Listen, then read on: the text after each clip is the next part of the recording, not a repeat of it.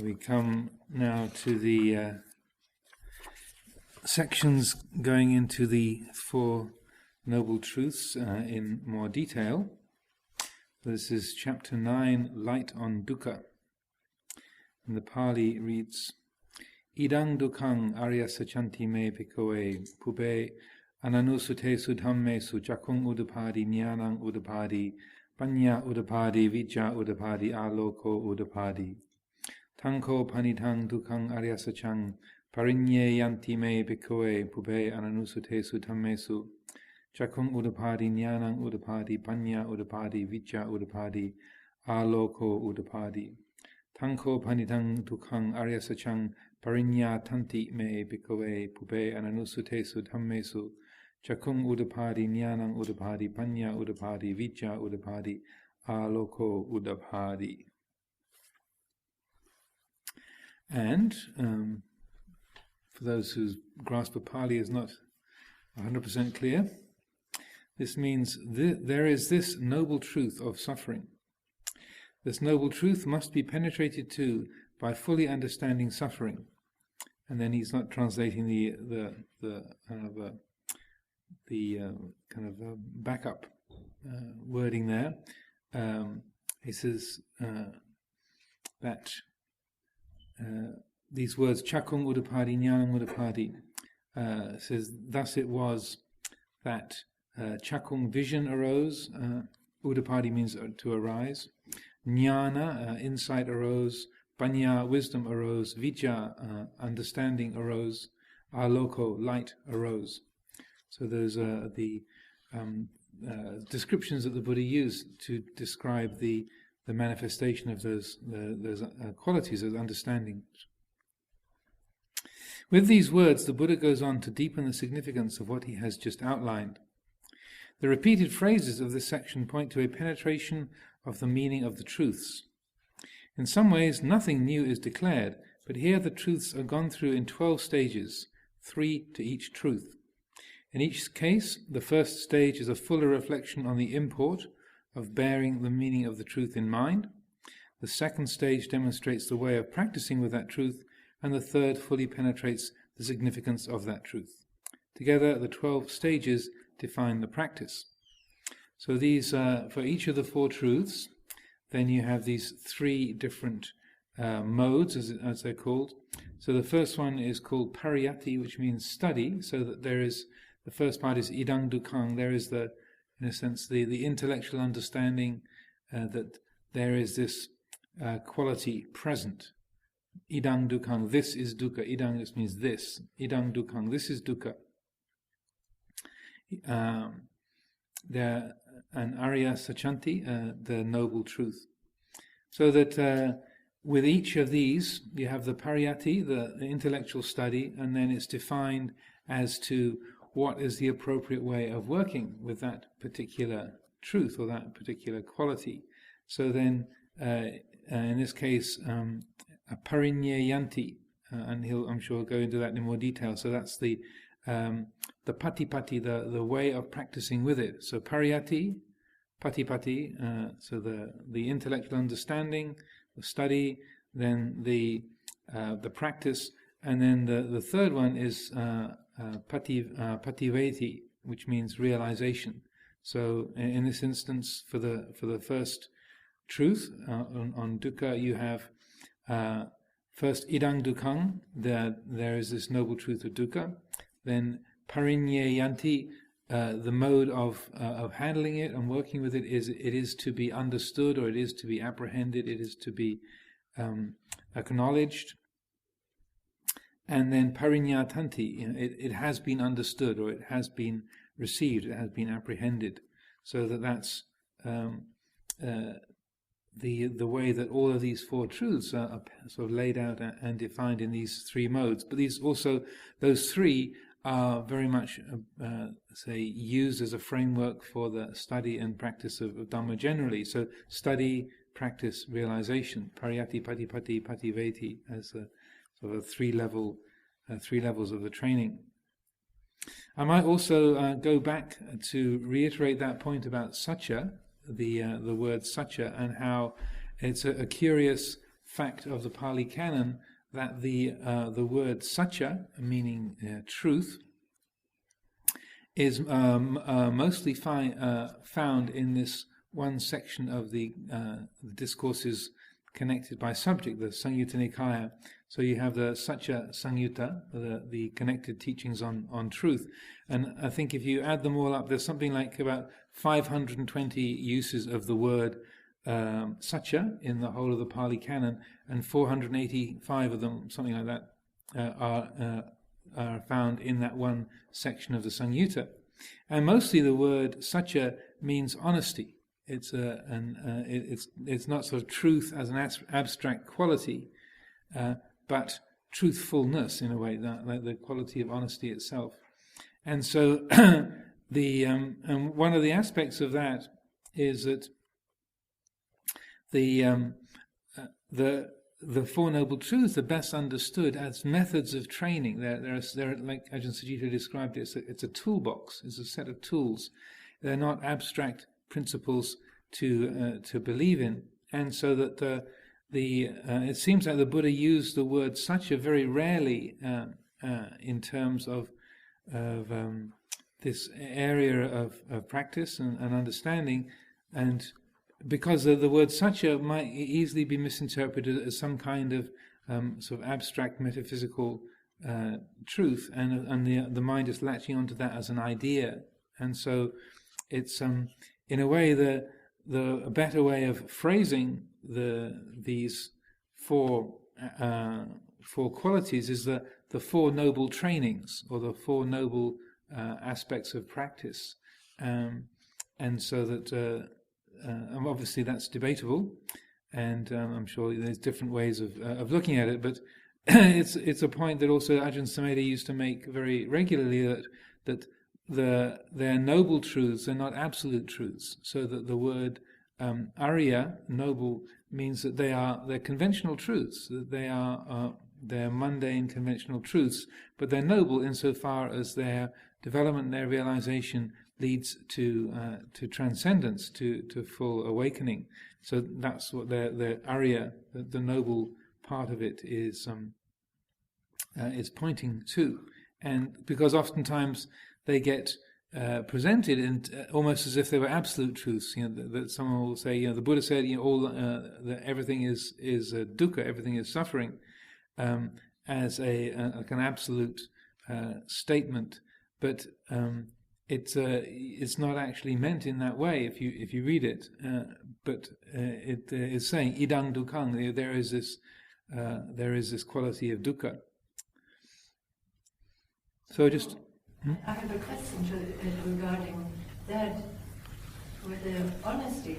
When we were talking about, or you were reading Ajahn Sucitto's text before, he tried to point out how much we are used to not acknowledge that they're suffering. I'm fine. Mm-hmm. And so, or just immediately try to get to the way out of something. Mm-hmm. And so I wonder whether the choice of the word satya is actually pointing to that mm-hmm. and you need to be really honest and to receive, to open yourself to these truths. Yeah, it's a very good way of looking at it. The Four Noble Honesties. I think you've got a market. For that, there might be a market for that insight, Ajahn. That's a very, very suitable and useful way of holding it. Yeah.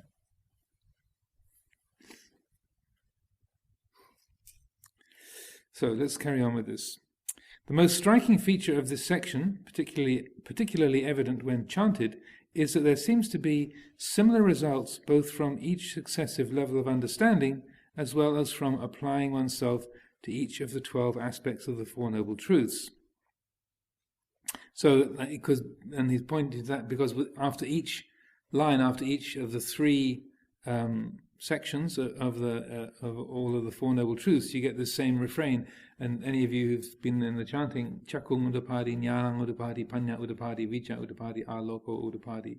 So the Uddapadi section is very repetitive, so that's the same phrasing is used after each of the 12 parts, and they're cast in exactly the same form. Vision arose, knowledge arose, wisdom arose, and so forth. So that, as he's saying, that there's similar results from each successive level of understanding, as well as from applying oneself to each of the 12 aspects of the Four Noble Truths. The understanding that there is suffering, or that suffering has been abandoned, are described alike as vision, insight, wisdom, knowing, and light, or enlightenment. Together, these present the truths and awakening, quote unquote, in an interesting way. Could it be that the mind that can see dukkha is operating in the same liberated mode as the mind that sees the cessation of dukkha? Since it appears to be so, how are we defining awakening? Could it be that we don't progressively become awake? In a sense, we already are awake, but our wrong ways of interpreting things keep blurring the picture. There is only one thing that all 12 stages have in common. Apart from being symptomatic of enlightenment, they all present a highly subjective experience without mention of self. They are all expressed as there is, it is to be, it has been. So idang dukkang, idang there is, the anti, as in parinyayanti, it is to be understood, or it is to be apprehended. Parinyatanti, it has been. The anti and the tanti mean it is to be, and it has been. The unenlightened perspective surely is I am, I should, I have. If I was a mathematician, I could probably draw up an equation based upon these data which concludes I am equals unenlightenment. I think Ajahn Sucitto qualifies as a mathematician there. And also that's a point that the Buddha makes. In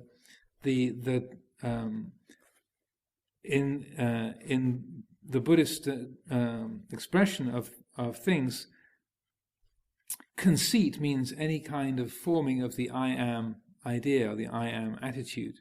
And so you can be to think I am better than everyone is conceited, which we would say in English as that's being conceited. But also I am worse than everyone is also a conceit in terms of Buddhist psychology.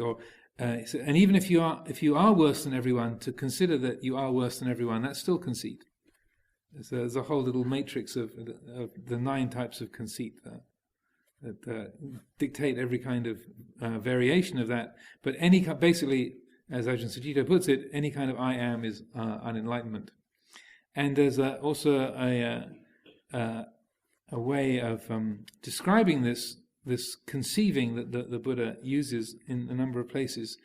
And the word in Pali for conceiving is manyati. Manyati. From the word mana, which is conceit, manyati is conceiving.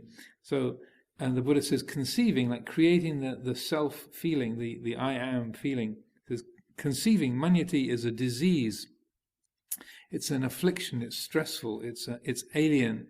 It's an intrusion. It's unsatisfactory. So that which is basically saying, Ajahn Sucitto's expression here is a sort of brief synopsis of that same comment about manyati. Conceiving is a poisoned arrow. It's a tumor. It's an affliction. It's a burden. It's stressful. The description of the practice of the Four Noble Truths does not suggest a process of becoming enlightened. It seems that a particular viewpoint is sustained and understanding arises through it. The viewpoint is a focus upon dukkha in an objective, dispassionate way. This affects intention. The mind inclines towards understanding truth rather than experiencing calm, stimulation, or happiness. The way the mind works is that intention guides and sustains the quality of attention. So when the intention is to penetrate the experience of dukkha, attention gathers onto that feeling and investigates it. This leads to a most powerful insight because it reveals that dukkha is structured, created, and not absolute, and therefore possible to be dismantled or not created. Another very succinct way that Ajahn Sucitto has had of expressing that in the past is to say suffering is a verb, not a noun. So I know English is not the first language of everybody here by any means, but so suffering, in English, the ing at the end, suffering, it can mean that it's what you call an abstract noun. It's like a thing, but a thing which doesn't have a physical form. It's an abstract noun. But also the ing at the end implies a verb, it implies a doing, so that I am suffering as a thing that I am doing. And so that mostly when we talk about dukkha equals suffering, it's the mind conceives it as an abstract noun, that it's a thing. It's an object that is there, that's being experienced. But what Ajahn Sucitto would point out is like suffering is more the attitude that is created towards the experience, and so it puts it very, very neatly. If it's created, not absolute, is therefore possible to be dismantled or not created. Suffering is something that we're doing. It's a thing that I'm doing. So therefore, when we recognize it's a thing that is being done, it's a thing that can be not done. If you can follow the logic of that. So it's a very useful way of expressing that. So again, it's a little like I am equals unenlightenment. It's another thing you can put in your fridge.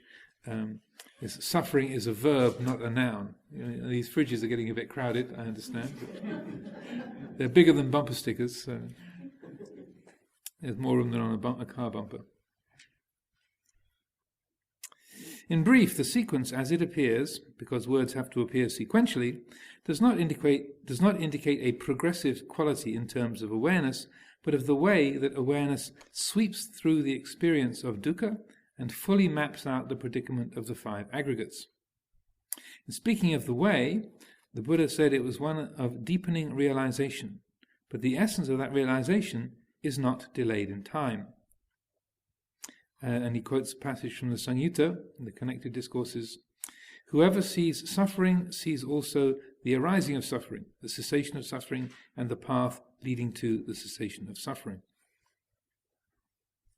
That's also from the Sutta.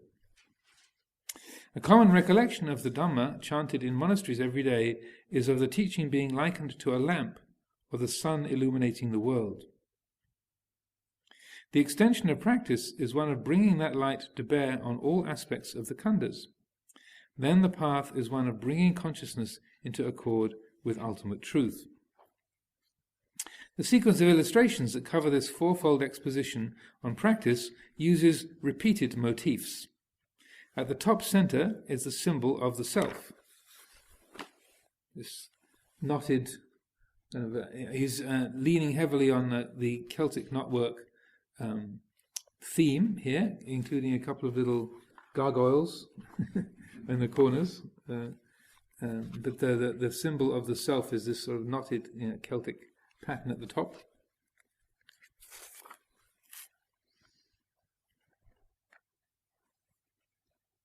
At the top center is the symbol of the self. It is an interweave of lines that appear to create a solid form, but which is mostly empty space, woven by one line that manifests as two creatures. These two signify unknowing and desire. Those are the two gargoyles.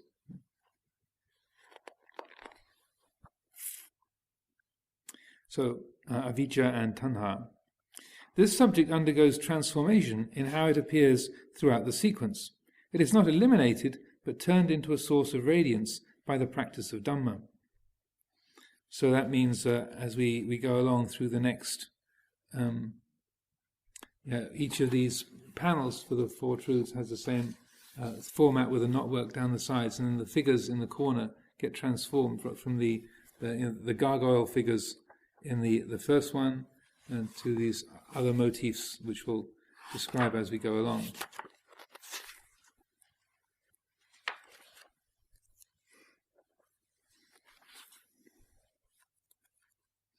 The bottom center image is a reflection or further comment upon the top center image. In this first picture, we have the human paradox. the physical scenario of mortality played out against a backdrop of something more boundless, radiant and pure. We intuit a possible deathless, immortal or liberated state. In a way, all our desires are sublimations of the yearning for freedom. The picture on the bottom suggests that the circling 12-headed fiery wheel of dependent arising is getting in the way. But notice there is a light rising behind the skull. So this is this bottom image here. So you have a skull with blank eyes and a kind of fiery chakra, sort of a fiery wheel around the outside with little kind of eyes, sort of dragon heads for each of the 12 flames, signifying the 12 links of dependent origination. Then around it is this sort of blue space with a lotus flower in the middle.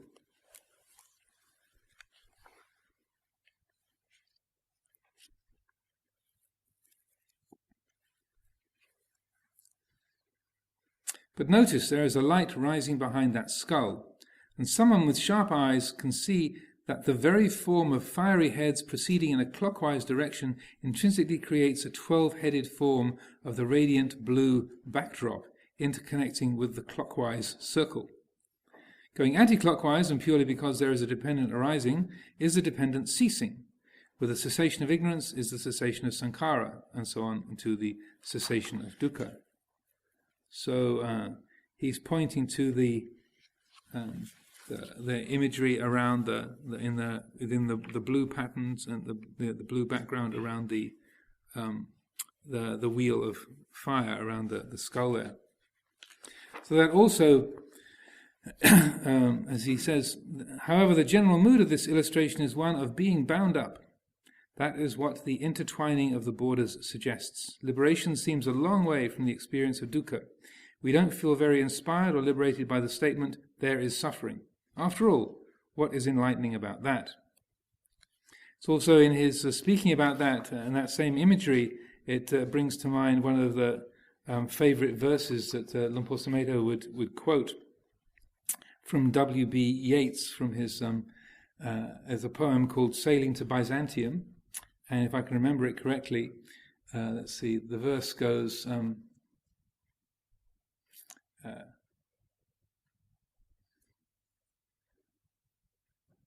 O sages standing in the holy fire, as in the gold mosaic of a wall, come from the fire, pern in a jaya, that means like a falcon in a spiral, and come from the fire, pern in the jaya, and be the singing masters of my soul.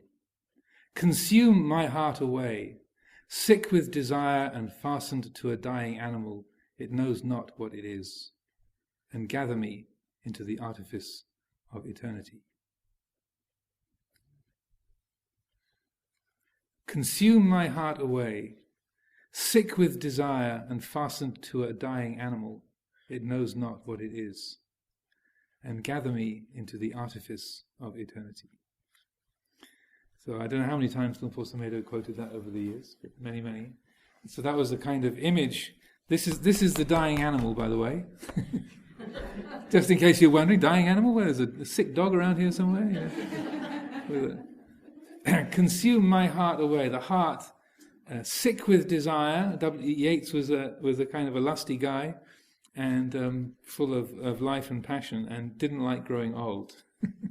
He was very averse to the aging process and the weakening of his powers. So it's a very heartfelt verse. Consume my heart away. That sick with desire, the heart kind of filled up with endless desires and cravings, sick with desire and fastened to a dying animal. It knows not what it is. Like that, can't even really tell what your heart is. And gather me into the artifice of eternity. So, but there's this intimation of the eternal, the infinite, the timeless, that even though this me seems stuck with this body and my personality and my life and the all of that stuff, there is the eternal, as the unborn, the undying, the intimation, the intuition of that presence. And in that verse, he's sort of giving an expression to that longing or that intuition that, yeah, this is possible. And And then the last verse of that goes, "Once out of nature I will never take my bodily form from any natural thing, but such a form as Grecian goldsmiths make of hammered gold or gold enamelling, to set upon a golden bower, to sing to lords and ladies of Byzantium of what is past and passing and to come." So like once out of nature, once liberated, then the only way he would come back would be like as a beautiful mechanical creature made out of gold and gold enameling, to sit on the perch inside a palace, to sit on a branch and to entertain the lords and ladies of Byzantium of what is past and passing and to come. So he's a visionary fellow, not liberated from suffering, I would suggest, but certainly had some insight into dukkha. The clue to liberation is hinted at in the expression used. The formulation of the words is slightly unusual. It's not the way that the average person would formulate the experience. They would probably say, "I'm suffering," or "she's suffering," etc. In such a case, the unstated implication is that something has gone wrong for that person, and we should do something to stop them suffering. The instinctive response to stop the suffering is firstly to see it all in personal terms, and secondly, to postulate non-suffering and then to bring it about. So the movement is one of identification and desire. However, based upon that appraisal, one might question if any such attempts can abolish dukkha in the way that the Buddha uses the word.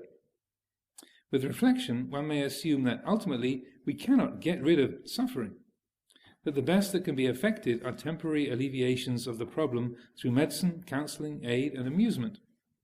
This is the despair of existentialism. These methods of alleviation are so instinctive that even to question them brings up the response, "You mean you can just cold-heartedly sit back in a state of inertia and say, 'There is suffering,' and that any attempt to do something about it is just unawakened desire?" On the other hand, the approach of the Buddha's teaching is based upon giving up the defenses, distractions, or complaining that dukkha normally evokes in us. It feels like giving up the self that hides behind the defenses, or goes elsewhere, or does the complaining. To see if the method works, give it a test. Not on the suffering that we can get rid of temporarily, like discomfort or hunger, but on the dukkha that we can't do anything about. For example, the dukkha of birth, aging and death, which we cannot control. Then the dukkha of being separated from what we love and having to face what we dislike. A pattern which we can alter in detail, but not in a fundamental way. And the dukkha of living as a separate individual in a world with which we must come to terms and which is bounded by the passage of time and the limitations of physical existence. Such subjects would be a worthwhile test, and in fact we have nothing to lose in not attempting to alleviate them.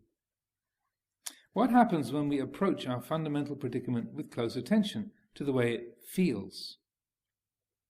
As human beings, we have to get old and die. That feels like this. We feel frightened, and that is like this. When we reflect in this way, isn't this conducive to a sense of stability and calm? Does this not give rise to a knowing of the way it is, quote unquote, and hence the possibility of relinquishing impossible expectations and notions of the way it should be? And when we have no notions of how things should be, doesn't that make us clear and sensitive, more fully alive? In one who maintains clarity and openness, a strength of heart is available that we forget we have. What becomes apparent is that the pain of death and grief is really the pain of not wanting it to be this way, not wanting to be experiencing these feelings. And the real internalization of the dukkha comes through trying to be separate from these feelings, trying to get rid of them. When we can accept separation and loss as a natural part of life, then the real soul-destroying sense of alienation, and why me, does not arise. When we realize that we're all subject to dukkha, then the pettiness, the jealousies and the grudges disappear, And we find, sometimes to our surprise, that we can cope with life's changes. In the peace of not suffering, and with the presence of knowing and clarity, there are new, real and relevant possibilities of what we can do.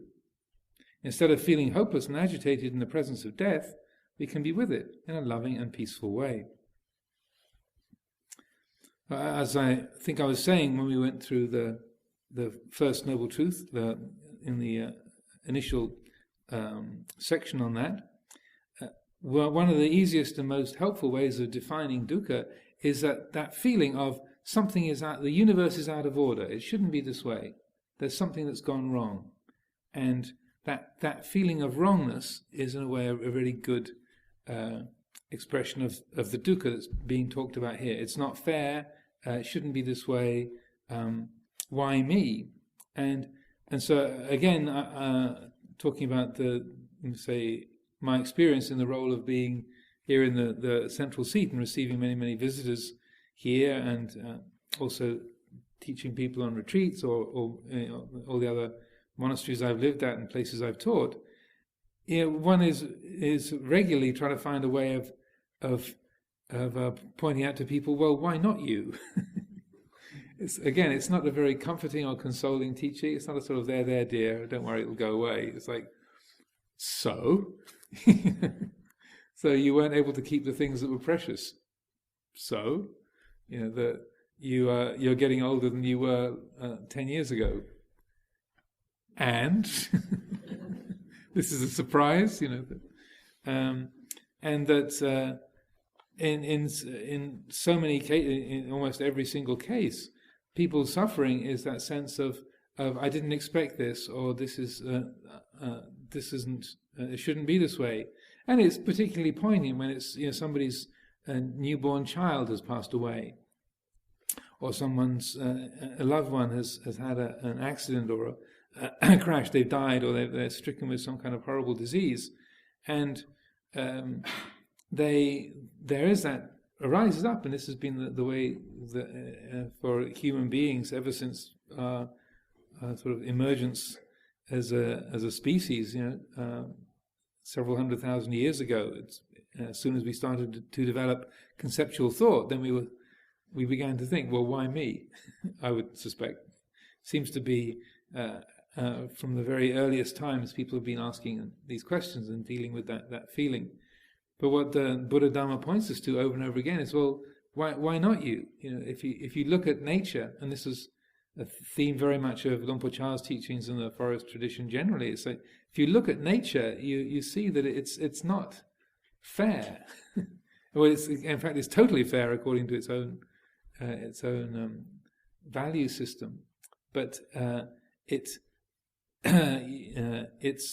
a very brutal and unsentimental process, the natural process, and that when a being is born, to think that I have a child, or I've bought a new car, or I have joined a monastery, therefore this will make me happy all the time, or that my child will be perfectly healthy all of the time, or will grow up feeling content in the world and will be fully fulfilled and individuated and find a good partner and live happily ever after. And just like me, they will die in their sleep at the age of 95 without any kind of embarrassing ailments or leakages or anything painful or unfortunate. And it's ridiculous, that you don't see life working in that way. You don't have to be a statistician to see that some people live a short time, some people live a long time. Some people have illnesses, some people have few illnesses. That's the way nature works. Nothing has gone wrong that I have this particular ailment or I have this particular lifespan. It's just we're all going to be somewhere on the bell curve for all these different aspects of life. It's just the way life works, and that in the natural, if you look at the natural world, you see that it's very, as I say, nasty, brutish, and short. Is the the way of describing, or maybe a bit of a extremely unsentimental way of describing it, but that's, I think, helpful to see that that's the way the natural order works. When a blackbird gets a bit old, it doesn't just walk around. Our wings don't work so well. Okay, I'll just walk instead. And then you don't find any kind of geriatric blackbirds or pigeons. I mean, some of the pigeons here are so well fed they kind of waddle a bit, but they still can fly.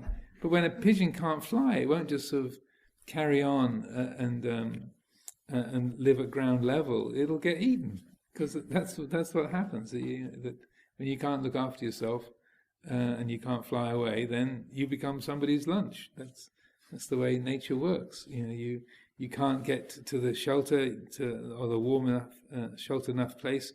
Those frosty nights are going to kill you. Nothing has gone wrong. That's just how the natural system works. And so that encouragement of the Buddha is to be realistic in this way, so that, as I was saying when we were going through the First Noble Truth, this reflection I think we chanted last night, the 5 subjects for frequent recollection, is something that the Buddha encouraged to bring to mind. I'm of the nature to age. I'm of the nature to sicken. I'm of the nature to die. All that is mine, beloved and pleasing, will become otherwise, will become separated from me. That's nothing going wrong. It's not like, oh dear, I should get better insurance, or I should lock things up better, or I should use more wax on my boots before they crack up and break, or I should invest in more anti-aging cream or whatever. No, that face in the mirror is going to get more wrinkles, and that hair is going to get thinner and whiter, and it's going to fall out, because that's what it does. After a certain point, that's what happens in the system. You find it doesn't do that in various fantasies or occasional movies where people are born old and then get younger, like Benjamin Button. But I think it would make the papers if somebody was around who was 2,000 years old, or who had just reached 23 and stayed that age forever. Some people try very hard. Put a lot of effort into being 23 forever, like Donald Trump or Joan Collins, forever young. But that those reflections that the Buddha encourages are out of kindness for us, not out of just trying to make us depressed. It's like, look, I am of the nature to age. Nothing is going wrong that you're losing your faculties. I am of the nature to sicken. It's like that we're kind of shocked or surprised when we get ill, but or we kind of went, oh dear, what's gone wrong? But if we take a step back, you think, well, why are there hospitals? Why are there doctors everywhere? Every country in the world has ways of treating illness, doctors, hospitals, and folk medicine of various kinds, because we are bayadi dhammomi, we are of the nature to sicken. But yet, when we get ill, something goes wrong, or we have an injury, then, oh dear, there's that feeling of, oh, it shouldn't be this way, or how can I get away from this? I can't be happy while this illness is still here. And so the Buddha's encouragement in that 5 subjects for frequent recollection is really supporting this insight into the First Noble Truth, idang dukkhaṃ. And as Ajahn Sucitto points out, it's like, rather than dwelling on the, oh, that's not fair, this is dukkha, yeah, and I don't like it. It's like, idang dukkhaṃ, this is dukkha, and it's coming from that, why me? It's coming from that, it shouldn't be this way. And so it's when you really allow that into the heart, as he says, instead of feeling hopeless and agitated in the presence of death, we can be with it in a loving and peaceful way. It's like, everyone in this room is going to die one day. That is not psychic power on my part. I'm not predicting. Wow! How could Ajahn Amaro know that? Wow, amazing! Yeah, every single one of us is going to die one day? Whoa, amazing, incredible. How could he know that? Because there's 100% track record on that in the human species. Homo sapiens sapiens. I mean, a few people claim to have not died, been reborn in other realms, but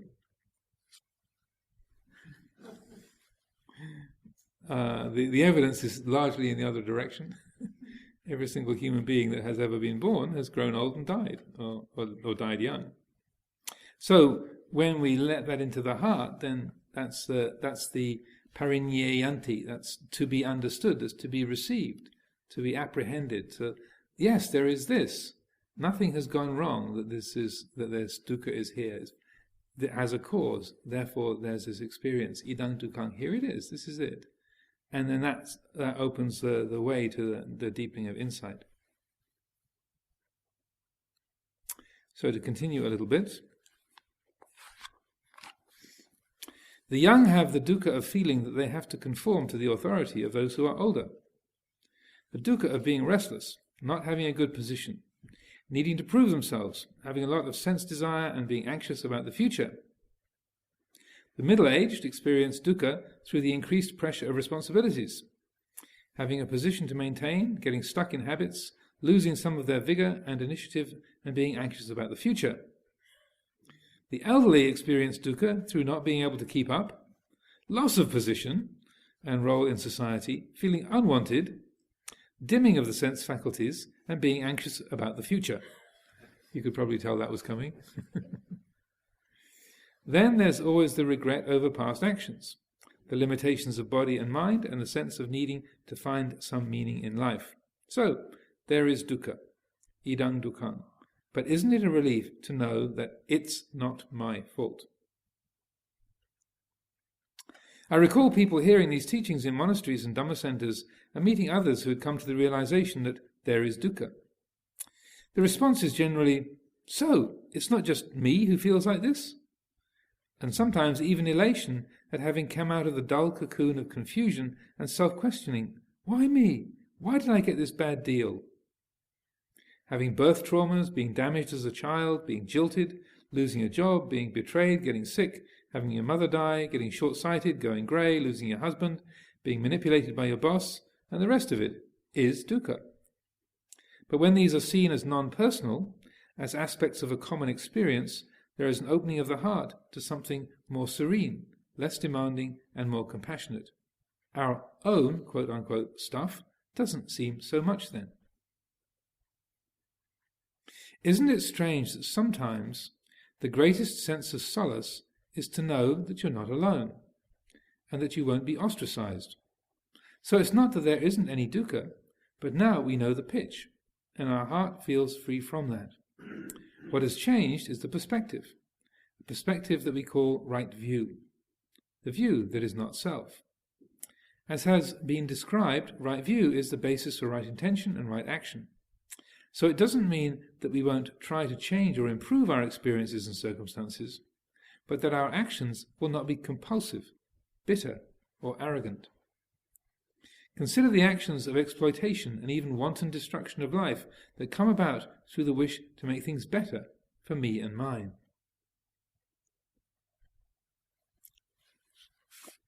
So as they say, a problem shared is a problem halved. So there's much wisdom in many of these old folk sayings. So then, to know there is dukkha, quote-unquote, is a radical step. The common myth that is perpetuated in society is that the normal person is happy, balanced, and integrated. Otherwise, there is something wrong. Maybe they're mentally unstable. We are even alarmed by unhappy people. Everyone in the media is smiling and cheerful. The politicians are all smiling, cheerful, confident. They even make corpses up to look smiling, cheerful, and confident. Lying in our coffin with our nice suit and our ball gown with the flowers. Sometimes people look better in the coffins than they did before they went into them, or frequently. The problem arises when you don't feel cheerful and confident, when you can't live up to one of the images of the model person. This happens when you don't have the right appearance or status symbols, your performance doesn't make it, and you're out of touch with the latest trends. Or maybe you're just poor. someone that the society doesn't want to acknowledge. Unhappiness then is a sign of failure. Others think they're not happy, maybe they didn't do enough, and maybe they'll want something from me, so better steer away from them. So that's a very significant point. The image that is sort of created through the it's not something that holds up under logic or reason, but there's this image projected through the media, and our conditioning is that that you have the right to be 23 and cheerful and confident at all times, and that if you're not, there's something wrong with you, and even if you don't hang on to the idea of youth, there is that sense of, oh, I should be happy, or something's wrong because I'm not cheerful, not confident, I'm not at home in my own body, in my own life. A few weeks ago, when we started these readings, I think I made the point that the Buddhist standard of sanity is arahantship. So even a sotapanna is insane. A stream enterer, or a once returned, there's still degrees of insanity. So you're only sane at arahantship in terms of Buddhist psychology. So this changes the picture quite a lot. So then what that means is that this is life in the psychiatric ward. Yeah. And cause what you find is that we tend to relate to each other expecting each other to behave like arahants. We expect the people that we live with to be peaceful and calm and wise and skillful, not proud and demanding in nature. We expect people to be honest and kind and unselfish, always available when we need them, but leaving us alone when we want to be alone. That we have this kind of weird, stylized, idealized image of how everyone should be. The good nun should be like this. She should, always have her robes on straight. She should always chant perfectly in tune. The perfect monk will always have his sandals lined up absolutely parallel on the shoe rack. A good monk would never leave his sandals just on the carpet by the shoe rack, or anything as shamelessly awful as that. We have these sort of idealized pictures of what the perfect person should be. The good man, the good man, the good woman. And then when we're not that way, or other people are not that way, someone's a little bit irritable, or a little bit greedy, or a little bit selfish, then we find ourselves, that's not quite right, or that's not very beautiful, and we don't realize that we're judging that person as if they were an arahant who was misbehaving because they're a little bit short-tempered, or that they make a kind of an off-color joke, or they tease somebody or act a little bit childish. That's not right. It shouldn't be like that. But if you instead shift the kind of marker, so that, okay, let's just imagine that we're all living on the psychiatric ward together, and then somebody else makes an off-color remark, or somebody doesn't have their shoes straight, or somebody is sort of singing out of tune. You're very forgiving, because, well, we're all on the psych ward, we're just patients here. So of course their behaviour is going to be a bit wonky and a bit careless. Of course they're not going to get it right. Of course they're going to be a bit self-absorbed and not notice where they put their shoes, because they're crazy. We're in the psych ward, and it's just, in a way, it's a mind game. It's a sort of a game of perception. But if you take the trouble to do this, you find yourself far more forgiving and peaceful, far less judgmental and irritable and upset. You have far more natural and workable perceptions about the people that you live with, or that you meet on the road, or in the shops, in the monastery. That you're naturally more accommodating, and for others, and also for yourself. Not to just excusing bad behavior or not making effort, but also recognizing, well, I'm not an arahant, so somebody was short-tempered with me, so I've been carrying around grumpy feelings for the rest of the morning.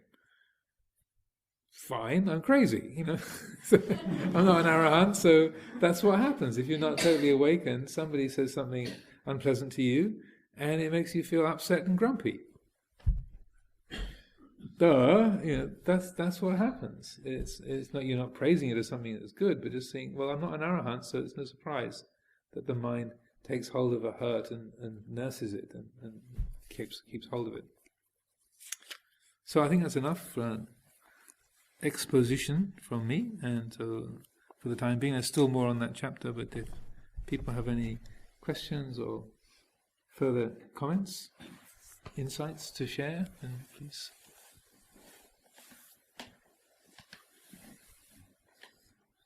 Martin, yes. Yeah, I was interested in that quote from William Butler Yeats, that I'm not quite sure what Sumedho was trying to illustrate with it. It seemed to me that Yeats was expressing an idea of dualism, that the body and the soul being quite different, but being two, whereas they're not two. I can't say one, but they're not two. So this is an example, perhaps, of a wrong view which leads naturally to a person like Yeats experiencing suffering and perpetuating it. That's the way it seemed to me, but I don't know quite what Sumedho was illustrating. Well, he was that was very well put on your part, so thank you for that. What he was illustrating was his own anguish, that was his feeling coming into spiritual life, like in his early monastic training. Then that was that an abiding feeling, or very regularly visiting feeling, was that sense of being trapped in the material world, trapped in the body, longing to get out of it and get away and not have to be burdened by this. And so it articulated that particular feeling in him, and he would acknowledge that it was sometimes manifest as a kind of nihilism, or longing for life to be over, And I remember he would say, I'm 50 now, I'm an old man. And they said, well, you're not that 50 isn't that old. Well, it is, it's really old. But he would laugh at it as well. But that sense of, oh, don't worry, soon it'll all be over. But seeing that those are also, as you said, they're dualistic patterns of thinking, but it characterized that in a way that one of the main forces that drew him into spiritual life, and that sense of the limitation of the world of form, the body and the material world, and the longing for realization. Could I say that my experience of growing old is that, yes, it is less than satisfactory, but it's considerably better than the alternative.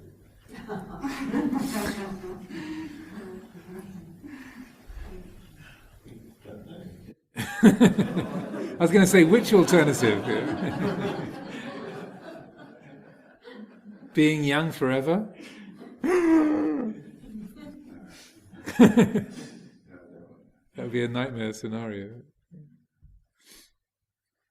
Yeah, if there's wisdom, then the diminishing of the faculties and mobility and such, like, as you experience, that they are obviously unsatisfactory in some respects, but the Buddha used this term, the heavenly messengers, the Devaduta, for a very particular purpose. The aging and illness, they are heavenly messengers, and the heavenliness is that they're bringing the message of this is not self. These are not who and what we are. It's a really useful and good message. So that whereas in the biblical sense, you've got the four horsemen of the apocalypse. It's where they're sort of they're embodiment of horror and trauma and difficulty, pestilence and death and famine and so on. But it's a different take on it. That they have the similar messengers of aging, sickness, and death. Similar message, but handled in a totally different way. So that they're heavenly messengers insofar as they are there to help us to wake up. And so there's an interesting phraseology that the Buddha uses when he's talking about his own spiritual development. The story about going out with the charioteer into the streets of Kapilavatthu is that's apocryphal. It's a later story. So that story is told about the Buddha Vipassi in a previous eon, but it's not told about Buddha Gautama, but in his own lifetime. But what he does say, he said, when I was a young black-haired youth and I considered the presence of aging, then the vanity of youth left me.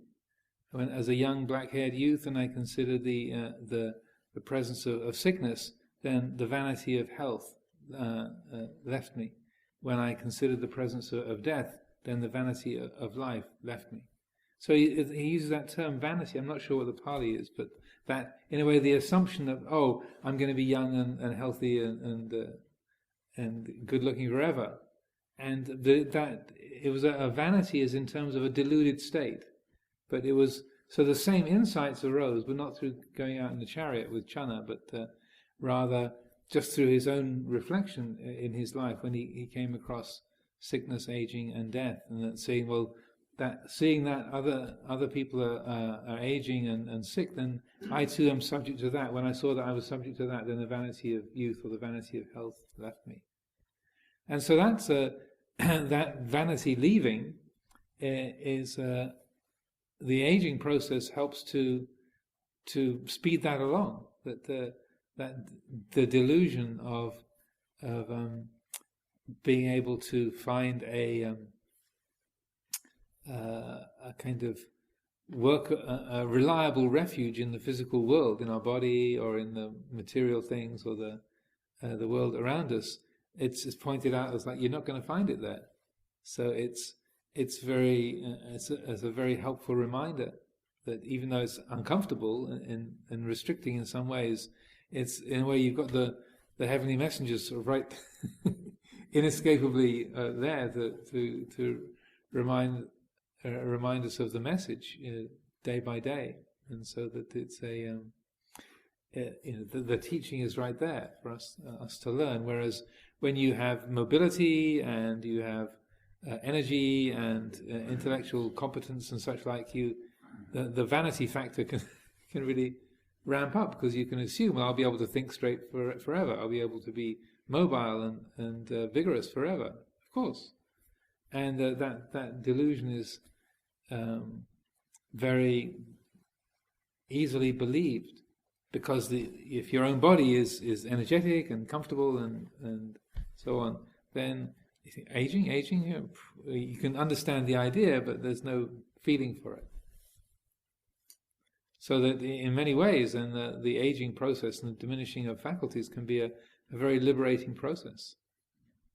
I've often told the story about this guy, John Nightingale, whom I met. He was dying in Addenbrooke's hospital. He had motor neurone disease, and unlike Stephen Hawking, he wasn't able to treat it or arrest it. And he'd gone from being a very active professional builder, within 18 months, from running his own business and having a little building firm in Cambridge, he was completely paralyzed in the hospital. And we knew him because another guy, a Buddhist friend of the monastery, who was another builder, knew him. And as his mobility was disappearing and he couldn't work anymore, then first of all this guy John got very angry and upset, and then after a while he spoke to this mutual friend and said, David, that kind of meditation stuff I was always teasing you about, giving you a bad time, can you tell me what that's about? Because everything else is going, all I've got is my mind, and so I'm just getting angry and upset, so can you help me? So then he got interested in Dhamma somewhat, and so Ajahn Sucitto and I went to visit him It was just a few weeks before he died, and by that time he was totally paralyzed from the neck down. And but he could communicate. He had a cork, like a champagne cork, that he could hold between his teeth that had a knitting needle in it, and he could point with a needle to a letterboard, so he could spell out words from this letterboard and communicate in that way. But also his face was incredibly alive. His eyes, I've ever seen anyone with such sparkling eyes and this lively expression. He was incredibly vital, but dead from the neck down. And it was a most extraordinary conversation, because he said, as he spelled it out on his little letterboard, this may sound crazy, but this is the best thing that ever happened to me. If I hadn't had this illness, I never would have understood what life is about. And then he pointed the needle around the sort of the people, other people in the room. He says, these doctors and nurses, I feel sorry for them. He said, really, I got the laugh on them. I feel really sorry for them. The poor people, they've got no clue what they're in the middle of. They really have no clue. And he said, they're so busy, doing their jobs or being important people or flirting with each other, and they don't have an inkling of what they're in the middle of. So I said, I feel grateful that I have this opportunity to. And he said, I didn't choose it, and but having been forced into this, I am glad that this has happened, because so that I wouldn't take my health back. This is more what I've learned from this experience is more valuable than being around and running my business. So it was a very powerful exchange, and he was literally dead from the neck down, and yet he was completely alive and genuinely joyful. And he wasn't just sort of putting on a good show. I'm being is my spiritual perspective, but it was sort of to the extent that he could gush with a knitting needle. He was sort of flowing out of him, like it was really. This is amazing how liberating that illness was for him, because he'd had to confront the limitations of the conditioned world, and he'd really seen through it, and so his heart was really just joyful and amazingly free. So, and he died about 6 weeks later, I think. He couldn't swallow anymore, so he got pneumonia from the blocked. He couldn't cough and couldn't swallow, so he got obstruction to his trachea, and then got pneumonia and died. But he was fine.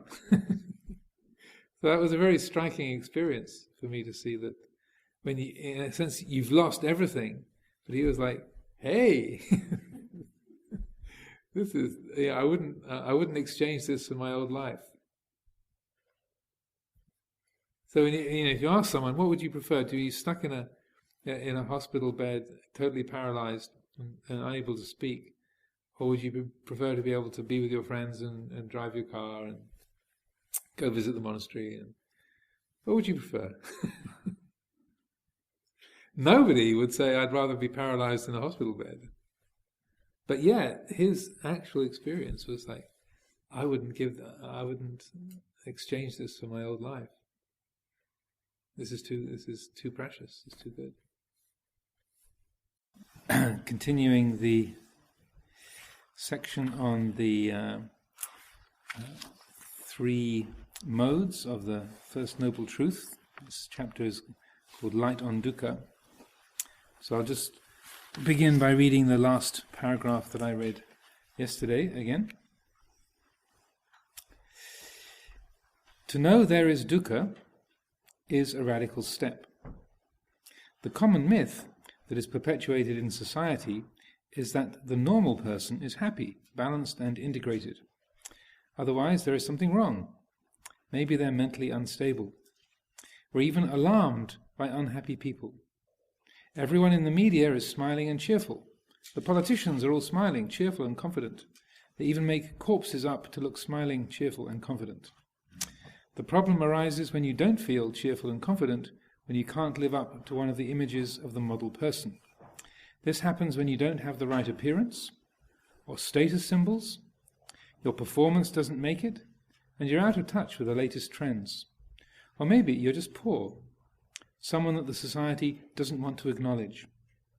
Unhappiness, then, is a sign of failure. Others think they're not happy, maybe they didn't do enough, maybe they'll want something from me, so better steer away from them. But, quote, there is dukkha, unquote, brings us all together. The rich suffer from the fear of losing their wealth and the mistrust of others, or even the guilt of being more affluent. The poor suffer from material need and the degradation of being treated as second-rate. And the suffering is compounded when those positions are taken as personal identities. It's the difference between an enslaved person and a slave. As long as those circumstances are taken to be identities, we adopt the degradation or bitterness or conceit and paranoia that each entails. Thus the dukkha of circumstance becomes a permanent feature of the heart and mind and affects our attitudes and actions. Is a poor person, for example, someone who has little money? Or is it someone who does not have a good proportion of what the society's model for a happy human being has? I'll read that one again, that's a little tricky. Is a poor person, for example, someone who has little money? Or is it someone who does not have a good proportion of what the society's model for a happy human being has? Isn't their experience of suffering compounded out of being rejected, and therefore feeling inadequate, bitter and depressed?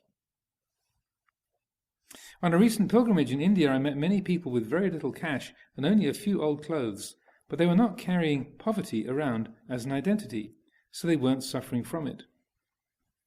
I met a Sikh temple attendant who lived in one room with his wife and 4 children. His only furnishings comprised a bed, a stove and a cupboard. They were not embittered or depressed, far from it. They were in touch with something more reliable than material good fortune. There was the dukkha of lack, and yet not of suffering. That's the way it is. The social model, at the village level at least, is not the person who is happy because of what they own, but who lives according to principles of Dhamma. So this is a major issue of our society, and not something that can be covered just in say systematic or profound way, but it's a very, very significant point about what is the way that we find happiness in our quote-unquote consumer culture. And this comments he makes about being in India, I was very much struck by that in the early years of my monastic life, when I was living in northeast Thailand, in the area around the monastery. There was no electricity, not just in the monastery, but in the village. There was no running water, no mains sewage or anything of that nature. The average income of the villagers was very, very low, but the quality of life was extremely high in terms of the sort of spirit of the people and the quality of well-being within the community. They were extremely happy and, in a way, content and as a fulfilled village. This was Bungwai village, the one closest to Wat Pah Nanachat. And it was very striking because I was just having arrived and started to live in that area and seeing how things worked, and the spirit of collaboration between not just between the villagers and the monastery, but also between the villagers with each other, and how there were certain standards of conduct that were really striking. As I slowly got my mind around how sort of the subsistence farming in northeast Thailand worked, it was really quite startlingly different from the world that I'd grown up in. So, for example, in the village life, if you were someone who was quite rich, or you were quite accomplished, you were particularly intelligent, or you had a university education, or you had a pickup truck to drive, or even a Honda 50, a scooter to drive. If you went around sort of presenting yourself as better than other people, or were showing off, or full of yourself, you would, no matter how much your accomplishments were, or how much you kind of were actually an accomplished person or intelligent person or whatever, you would be regarded as a total idiot because of being selfish and conceited. That people would look at you and think, "Oh, poor fool, poor guy, he's really got it badly." And so that even if you were quite well qualified or had many worldly accomplishments, the general view of the village would be a sense of compassion for you, poor idiot. And the people who were really respected were the ones who were helpful to other people, who were humble. So those who are humble and always helped others, always ready to lend other people their bits of farm equipment and lend them a water buffalo to help with the ploughing, or always ready to lend a hand, and were not proud or conceited in any way. Even if they had like this, they're just absolutely dirt poor. Just maybe a family of 5 or 8 or 10 kids, and just living in one little house with very little land of their own. They would be highly respected and looked up to as sort of eminent people within the village. They'd be very highly regarded. And in the structure of village life, and it's obviously 40 years ago now, and so things have changed somewhat. But at that time, when it was still very somewhat isolated from the rest of Thailand, there was the main highway between Ubon, like the district capital of Ubon province, and Sisaket province, which runs across the front of the Wat Pah Nanachat land. That was a dirt road. So the main district highway was a dirt road, and with large potholes. And so if you it was very much a sort of take your own route as you went down the road. The biggest vehicles got the bit with the least potholes. So whether it was on the right or the left didn't really matter. It was just so very, very basic living conditions. But at that time, it was the way it was structured was that the village comes first, then your family, and then you. So a person who puts the village first and the well-being of the whole community would be someone who is loved and respected and admired and taken as a good example. Someone who even to put their own family above the welfare of the village would be less well regarded. And someone who was proud and conceited or thought of themselves as being something special or superior would be, as I said, regarded as a worthy of compassion. So poor idiot that they really lost it. So that was a very different take on things. Also, I remember at that time, after I'd been there a few months, and I got a sense for how the village life worked, and there was this tremendous sense of well-being and community and caring. And I saw this article, I think it was in Time magazine, and it particularly talked about northeast Thailand. And it was the tone of the article was shock, horror. This is ghastly. This is awful. These poor people. They only have $7 a month to live on. But these families, that's the family income is only for a northeast Thai village is only $7 a month for them to live on. Gasp! How can this be? This is terrible. This is a disaster. And it was well intended, but when you actually spoke to the villagers and you got a sense of how their lives worked, it was like, well, that's $7 that most of them don't even really need, because everything was done by growing your own food, bartering, helping each other out. The actual cash was really just needed for things like buying batteries for the radio, or saving up for a few months and to buy a bicycle, or if you were a bit more well-to-do, buying a scooter or such like. But they really didn't need a lot of cash at all for their ordinary day-to-day living, for feeding themselves, looking after themselves, and for all the things that they needed. So it was a very small amount of money, but the economic review didn't really take into account. Well, they don't work on the same pattern of living. They don't work on the same kind of economy, and so that it's other considerations are at play. And it's also this was written before the Bhutanese government developed the concept of gross national happiness, which is slowly trickling through the world. Even first world countries now consult with the Bhutanese about how to establish that in Western societies. But they measure the national well-being in terms of gross national happiness rather than the flow of cash. And more countries are seeing, yeah, that actually makes a lot of sense.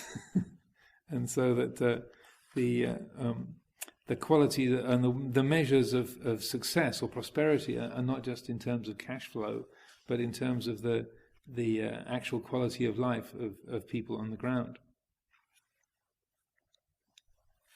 So to continue.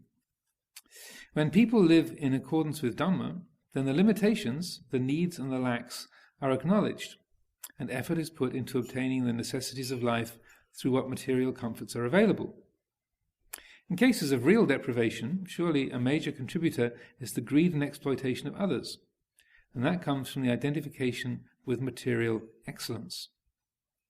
If we could all accept the experience of limitation on our resources and comforts, if our standard of living were not so high, there would be less people who felt poor. Maybe with more sharing, there would be less severe physical deprivation. Instead of having a golf course in desert regions, refrigeration, air conditioning, and 48 TV channels, which is extremely modest nowadays, for the US in particular, we could try to accept the limitations that acknowledge there is suffering. So, similarly, that I remember years ago, I think it was an advert for Greenpeace, and it was a full-page advertisement in something like The Guardian, and they had these little photographs of things like factory chimneys spewing out smoke, or an oil refinery, or a large pipe with sort of bubbling liquid pouring out into a stream, and various different people depicted in this one, like a collection of about 25 photographs, and so the caption at the bottom said, "Which one of these contributes most? Do you expect to contribute most to the destruction of the planet and to the diminution of resources and the ecological degradation?" And so you turn the page, and then the next page, it was that the one little picture was a white, like a Caucasian baby. But this is this is the most destructive of all these things, even more than factories and spewing smoke and chemicals.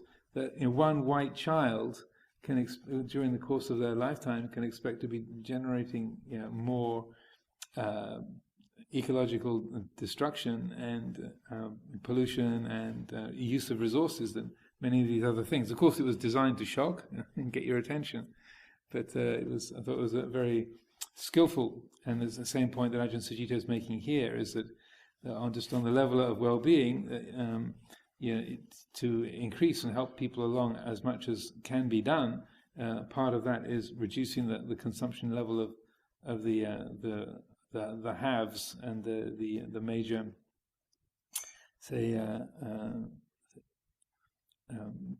major prosperous nations around the world. It's not just a matter of everyone feeling wretched, but of learning to know and accept that this realm is one of limitation. So this is talking about the contemplation, there is suffering. It's not just a matter of everyone feeling wretched, so that just to be dwelling or to be investigating the thought there is suffering. The idea is not just to make us more depressed, but of learning to know and accept that this realm is one of limitation. To wake up to how it is and where the real problem is. Dukkha puts us in touch with the heart of what motivates our lives. The practice is one of sharpening the attention to catch our instinctive reactions of blaming ourselves, blaming our parents, or blaming society. In this way, there's a focus on that recurring mood and the knowing of it as a mood. Not to deny it, but to know it as it is. Then there is the realization of that which is not suffering, that which is knowing and insightful. This way of insight can help us to cope with dukkha even on a small scale in daily life situations, such as when we feel bored or ill at ease. So instead of trying to avoid these feelings by buying another fancy gadget, we can look into the heart and develop a gentle and nourishing response to any sense of inadequacy. So this is pointing to that the reflection on idang dukkhaṃ, there is suffering, and parinyayanti, it is to be received, or it is to be apprehended, it's to be acknowledged. That what he's pointing to, that is it's looking at the root of that feeling of discontent, and rather than just immediately placating it by, as is dealt with in the second noble truth, or getting something, or distracting ourselves by some ambition in bhavatanna, or getting some other place, or having some kind of pleasant sensory experience to distract our attention, or just vibhavatanna, knocking ourselves out to stop the level of feeling, but rather when that reflection, idang dukkhaṃ, there is dukkha, is fully developed, and that the dukkha has really been received, what we are able to do then is to look at that feeling of inadequacy, that feeling of I want to be different, or I need to get that.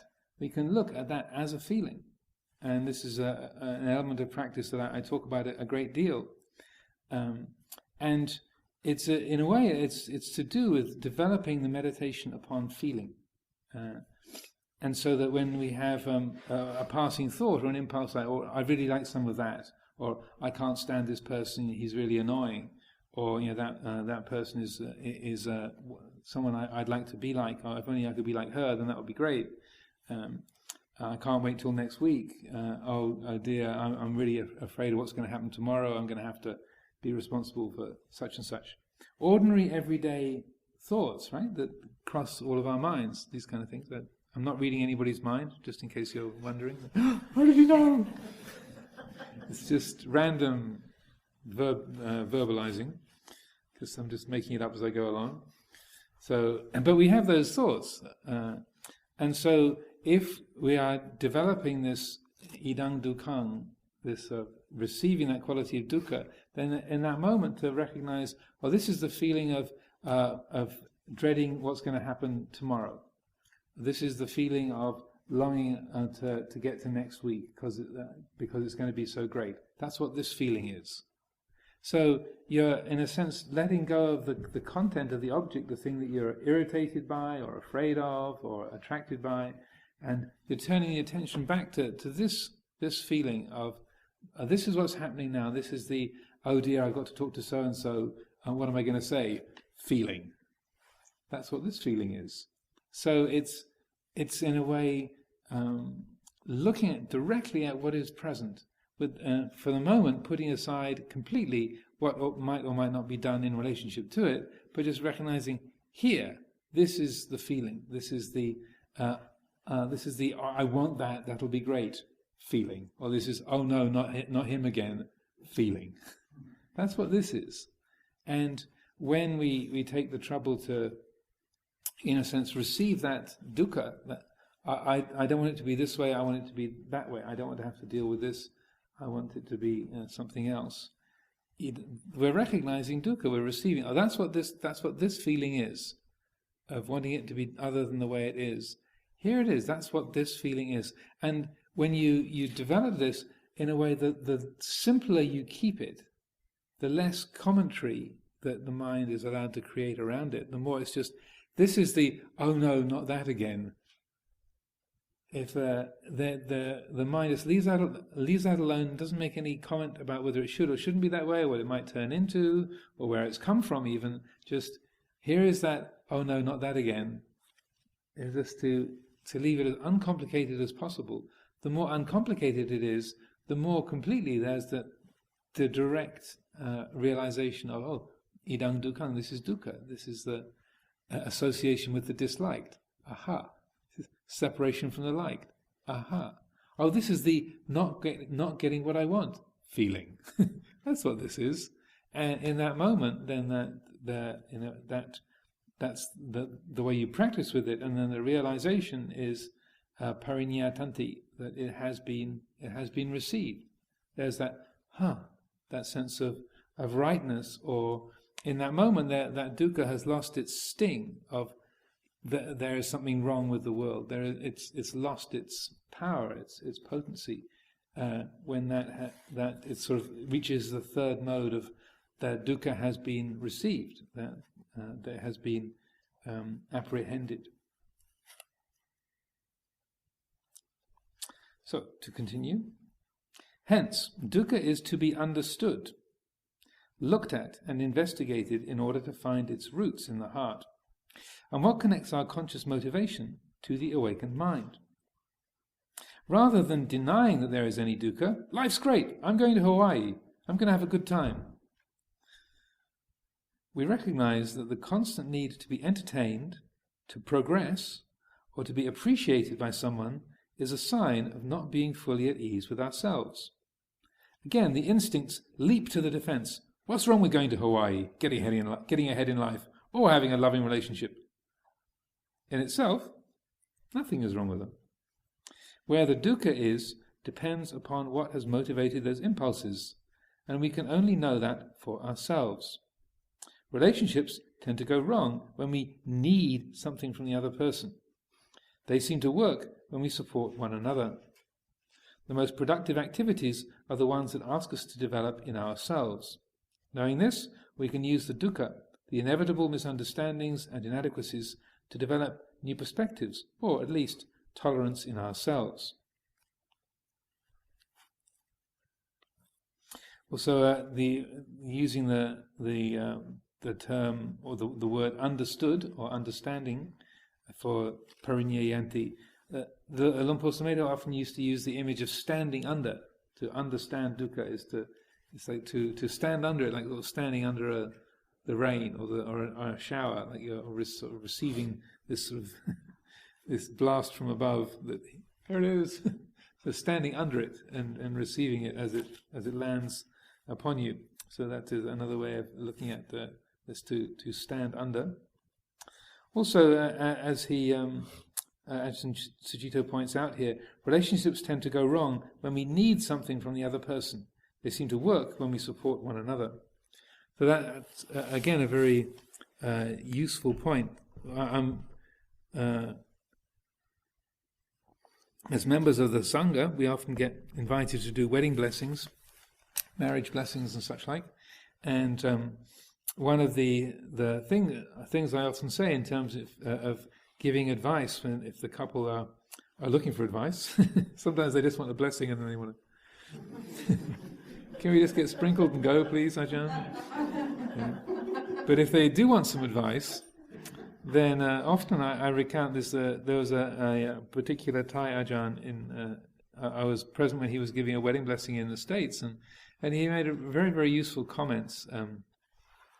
He said the couple was sitting in front of him, and he said, to the bloke, if you think it's your job to make her happy, you will fail.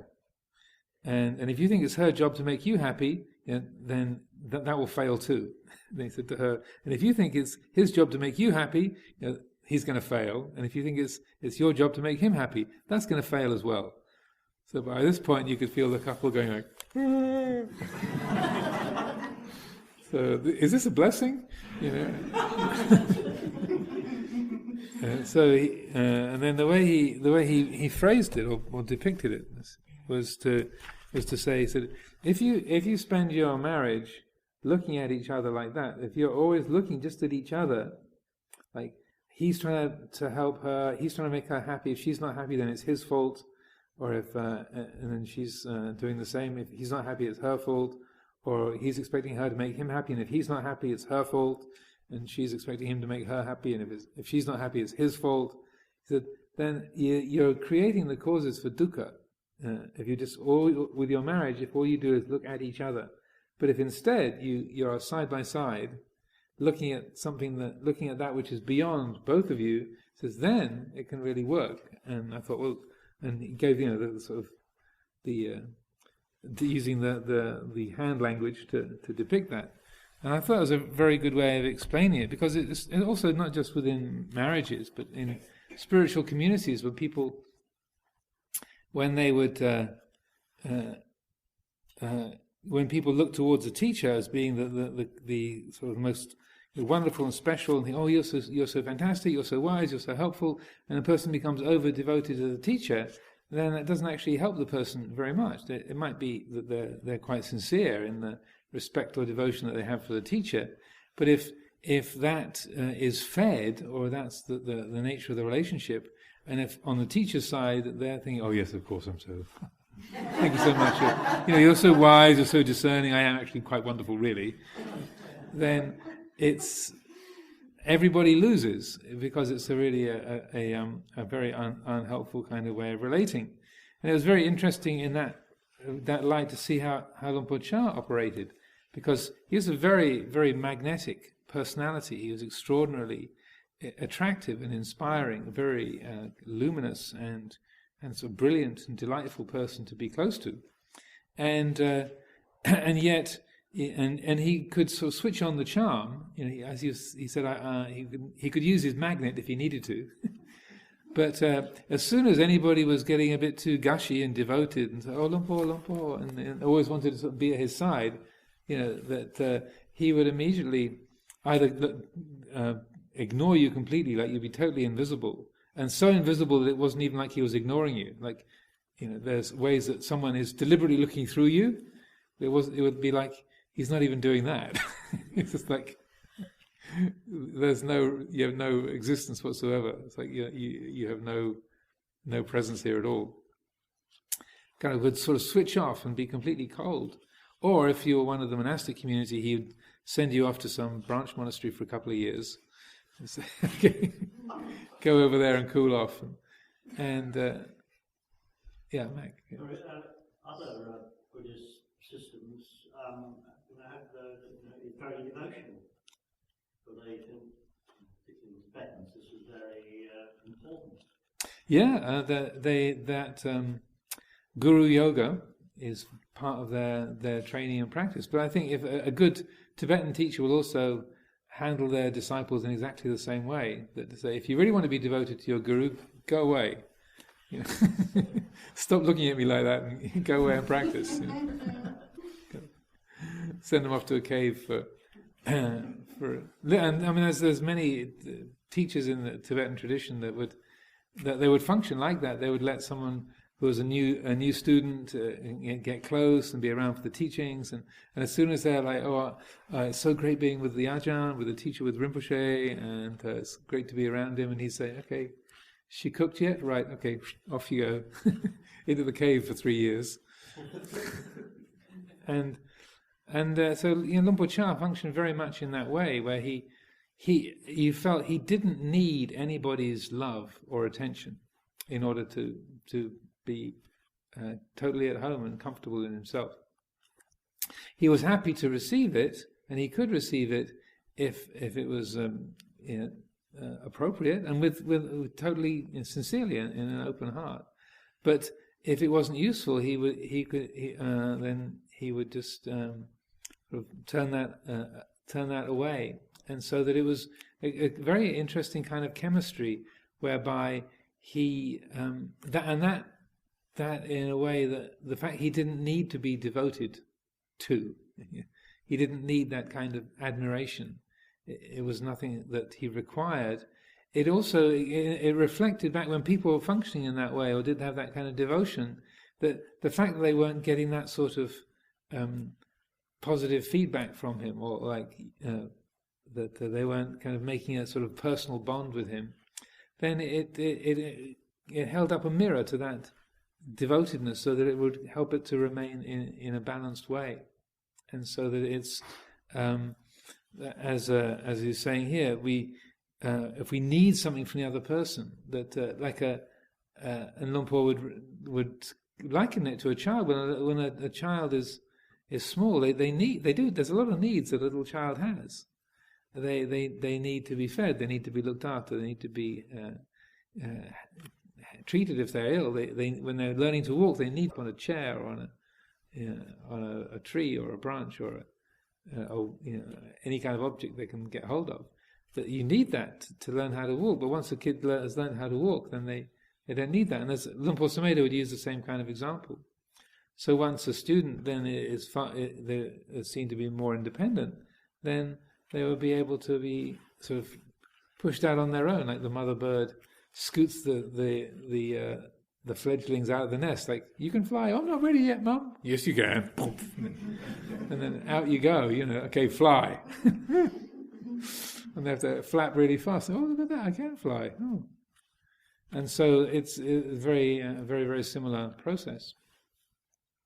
And that also with my understanding of Guru Yoga in the Tibetan tradition is also that there's a conscious devotion to the Guru, and they actually put the refuge in the Guru is considered more important than refuge in Buddha, Dhamma, and Sangha, because the Guru is supposed to be the living embodiment of those qualities, so that they are the primary refuge is the teacher, and then Buddha, Dhamma, Sangha comes after, which is kind of different. But it's also part of Guru Yoga is that when that's developed, then there's a recognition that the Guru is not out there, but the Guru that is the real object of devotion is your own citta. So it's worked in that way. There's still the devotion and respect for the external teacher, but the point is not to create like an eternal dependency. So this is my understanding of it. So, if inadequacy is taken as a personal attribute, the dukkha is driven deeper, and life can be lived in a very wretched or distracted way. Through dukkha not having been understood, there's a kind of despair about the human predicament. When will we ever get rid of the social injustices and violence and the unfairness? Why is it that the law and order campaign is a failure, that the civil rights movement is not working, that emancipation and independence do not necessarily bring about contentment and opportunity, that communism was a failure, that the American dream went wrong, that better pay and better working conditions have not produced the utopia? Because we haven't understood dukkha, that's why. None of these ideas is wrong, and they have not been without some good effects, but they don't rule out self-view. As long as that view is maintained, the system is always going to be used for selfish aims, by some at least, or for noble intentions by others, but based upon personal perspectives of what is thought to be good for someone else. As we know, having others do things to us for the greater good, that if you're on the receiving end of being adjusted for the greater good, or mistreated, or being biased against, then it's obviously a state of great pain and difficulty that can arise from that. Yeah, that even when someone has the best of intentions in the world, it can still be very oppressive. I remember there's a quote from C.S. Lewis, who is most well known for writing The Lion, the Witch and the Wardrobe and those Narnia books, but he was quite a prominent theologian in the 1950s, 40s and 50s, and he used to go around Britain giving public lectures around the country. So he was well known and very well loved as a sort of inspirational speaker. And in one of his public talks, he made the comment, and he was a very devout Christian. He was a teacher of theology at Oxford University. And he said that it is indeed the duty of every Christian to be intimately concerned for the welfare of all other creatures, and to give their time and their effort and their heart to helping all other people. But also it can be that those people whom they are intent upon helping have about them the look of the hunted. So like well-meaning Christians sort of going around trying to help others, and the sense of oppression that can bring. Like, oh, please don't help me. Can you just leave me alone and forget me?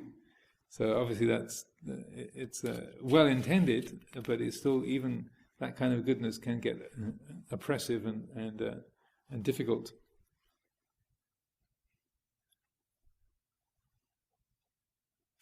To have understood dukkha is to have known that taking the 5 aggregates as a personal identity is the problem.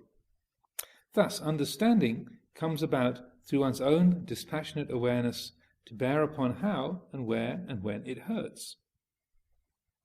When one takes the 5 aggregates as a personal identity, it follows that there is the desire to be someone, hence the identification with race, nationality, and sex, and all the desires and prejudices that accompany these. Subsequently, we identify with those desires and perceptions, and we believe that that's what we are. So, being English, being male, being Caucasian, and so on, for myself. So, we expect our bodies, mental and physical feelings, and perceptions of ourselves to be contented. Waking up means we accept that it can't be that way. Then we can stop suffering over it and shift our attention and intention. There should be shift, and shift our attention and intention beyond self-view. That's the essence of liberation. It is just one point. To have understood the point thoroughly means that this seeming imponderable mass of human confusion and pain has a source that can be abandoned. So he's going back to this Panchupadana Kandha Dukkha, that the 5 focuses of the grasping mind are unsatisfactory. So the body, rupa, feelings, perceptions, mental formations, ideas, moods, feelings, and consciousness, the very capacity of discriminative consciousness itself, that the identification with the 5 khandhas, that I am the body, basically the delusion, I am the body, I am the personality, this is what I am. Being English is an absolute reality. Being male is an absolute reality. Being a Theravadan Buddhist is an absolute reality. As that is believed and taken to be true, there is dukkha. That when you realize calling yourself male or English or Theravadan is a convenient fiction, then there is a whole loosening and reshaping of the way that the khandhas are held and understood. That the khandhas are there, but there isn't the grasping and clinging and identification with them. So that's the end of that chapter. Do we have any thoughts or questions, other things to ask about? Nick, yes. I thought I might add a very interesting story. At Warren Street's underground station, there's a local station master there who usually puts up an interesting notice every day for the commuters as they come in to work. I think I've noticed that, yeah. Yeah, by the hospital. Yes, and, on Marylebone Road, Euston Road, yeah. Yeah. And it's always a very interesting one. The one I saw there a few months ago was, if you don't think the environment is important, try counting your money and holding your breath.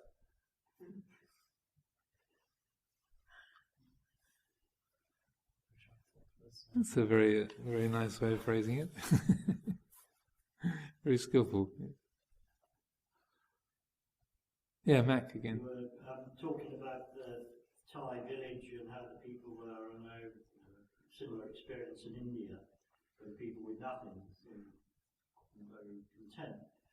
But our society, and it seems a worldwide thing, by creating dissatisfaction, there's a whole industry, to purely create dissatisfaction. Mm-hmm. It almost seems escapable. It's based on greed, seems to me. And once you start doing that, once people are exposed to it, they, majority of them go for it. Once you say you're on the 50, then you need cash then. You buy petrol, you start getting in the money economy, and then the fridge. Yeah,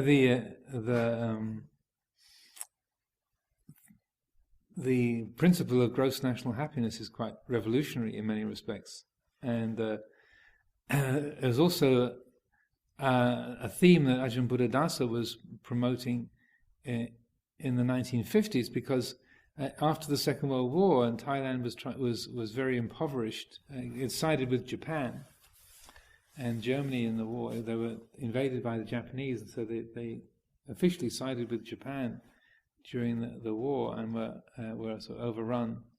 And so they were very impoverished, and the economy was very, very weak after the Second World War. And so that in the 1950s, the government actively engaged with the senior monks of Thailand to require them to not encourage contentment. So that they were basically summoned to the government offices and told, don't speak about contentment with little. Santuti is a forbidden subject. And the sort of Bangkok elders went along with this and said, okay, because we need people to consume to get the economy going. And Ajahn Buddhadasa got wind of this, and and being a kind of feisty and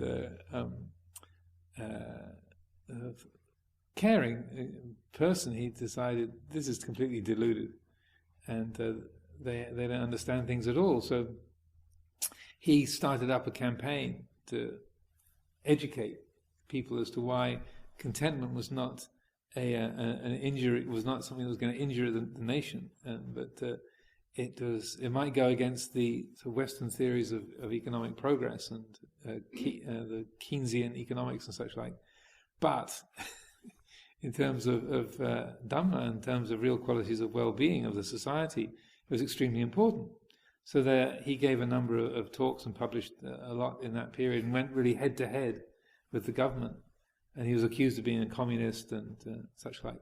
But he could back up everything he said so thoroughly with all of the scriptural teachings. But they literally summoned there wasn't just a conspiracy theory. They literally had sat down with the heads of the main monasteries in Bangkok and said, you can't talk about contentment. That's bad for the economy.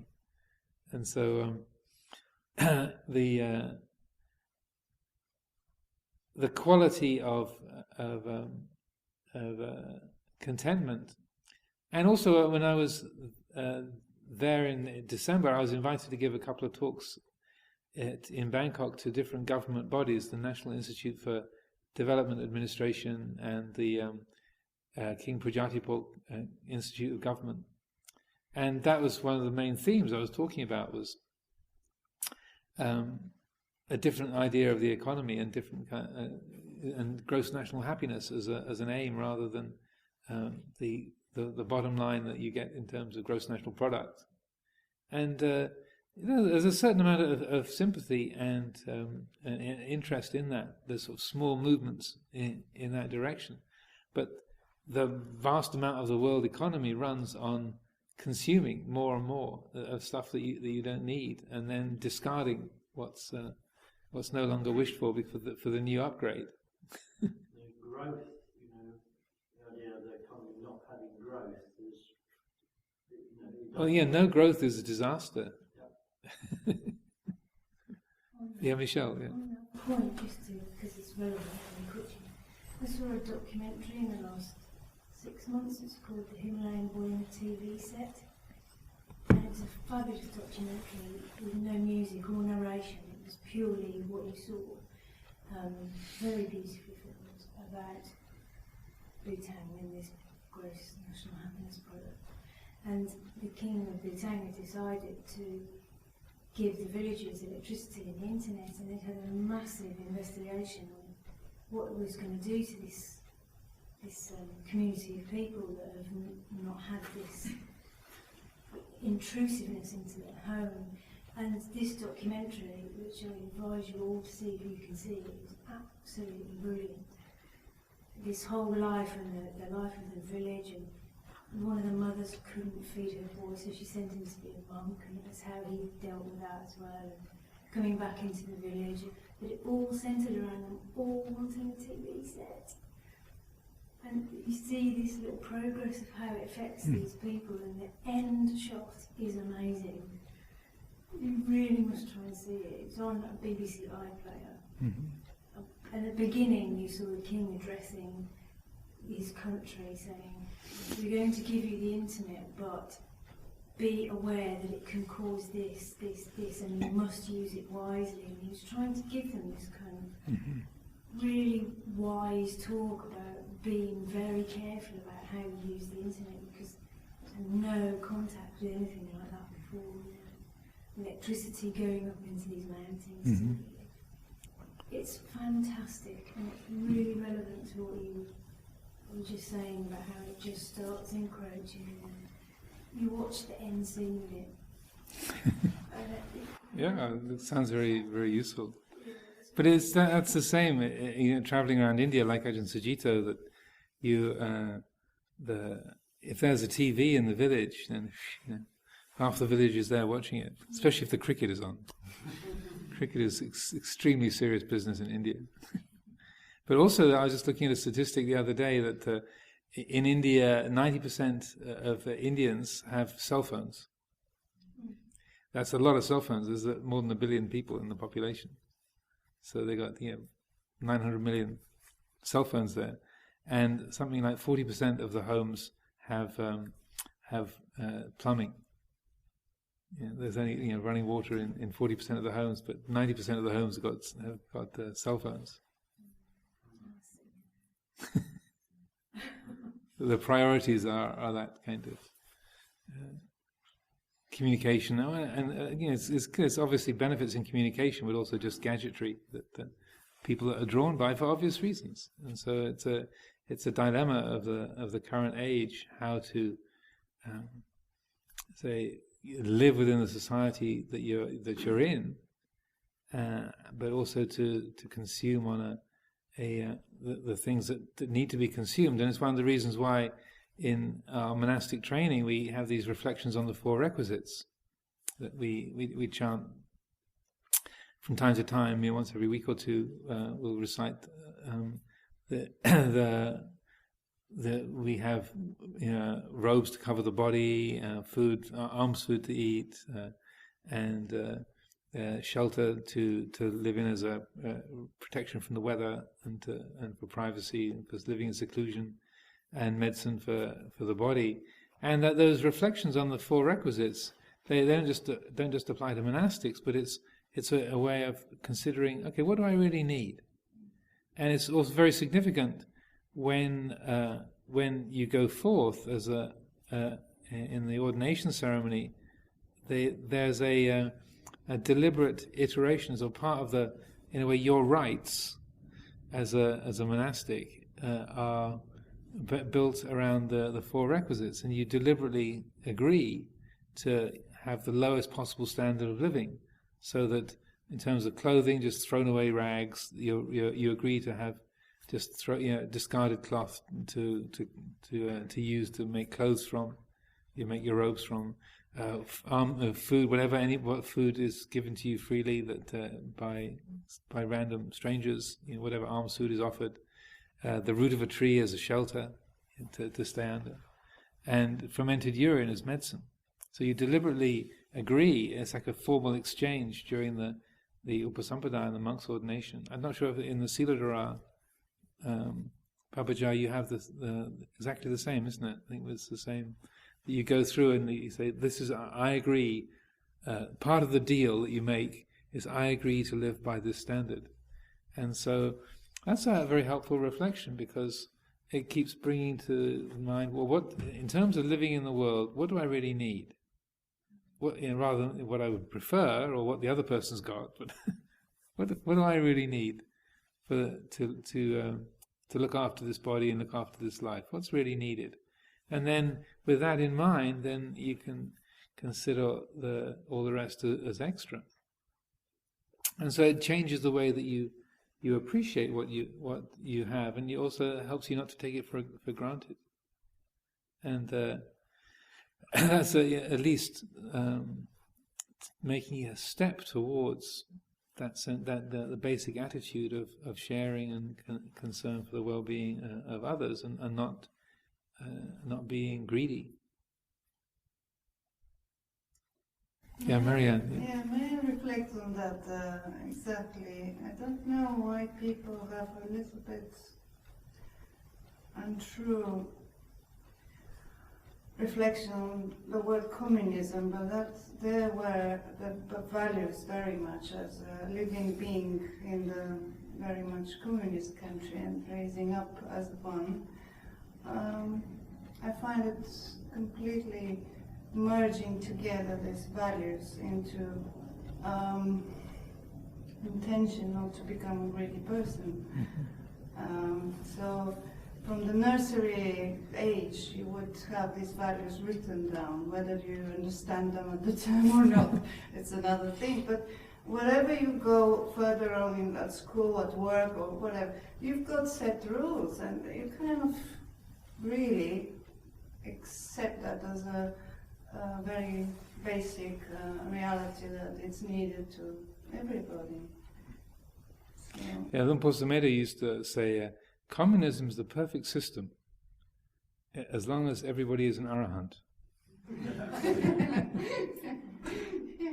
Which is a very good, kind of revolutionary point, but very good. And it's also, I think, as Ajahn Sucitto was commenting in this, that you might have these very high-minded systems, but as he said, none of these ideas is wrong, but they have not been without some good, and they've not been without some good effects. But they don't rule out self-view.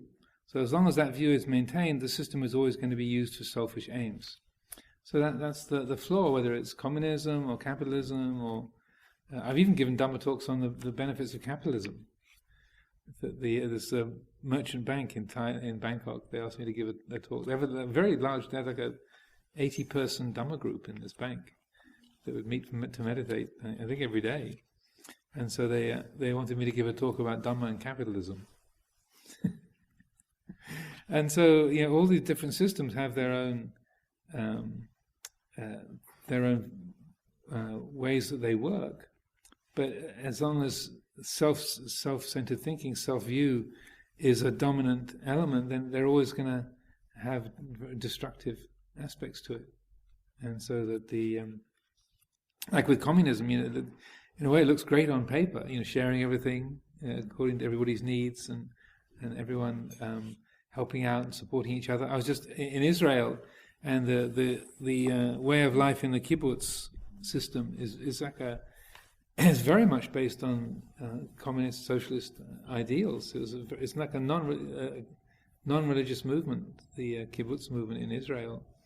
And speaking of shared property, you wouldn't even own your own clothes. But like there were members of my family that were part of the foundational group of Engev kibbutz on the Sea of Galilee.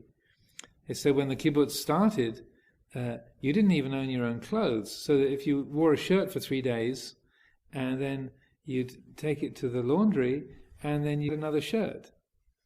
And then you'd wear that for 3 or 4 days and take it to the laundry, and then another one. They'd circulate around. So you didn't even own your own clothing.